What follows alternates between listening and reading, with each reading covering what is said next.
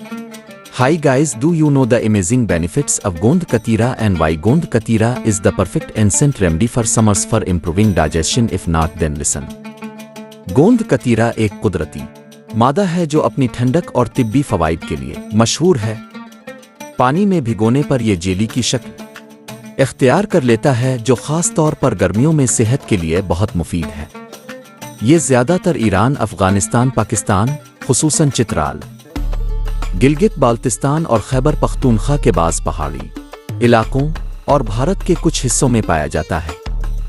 इसके अलावा तुर्की और इराक के कुछ खित्ते भी इसकी पैदावार के लिए मशहूर हैं। गर्मियों में गोंद कतीरा का बेहतरीन कुदरती इलाज हाजमे की बेहतरी से लेकर जिस्म को ठंडक पहुंचाने तक।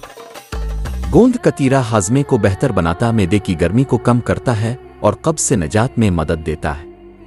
गोंद कतीरा जिस्म की गर्मी कम करता, हीट स्ट्रोक से बचाता और हाइड्रेट रखने में मदद देता है। गोंद कतीरा पानी में फूलकर पेट भरने का एहसास देता है, जिससे वजन कम करने में मदद मिलती है। एंटीऑक्सीडेंट से भरपूर होने की वजह से क़ुव्वत मुदाफ़ियत बढ़ाता है।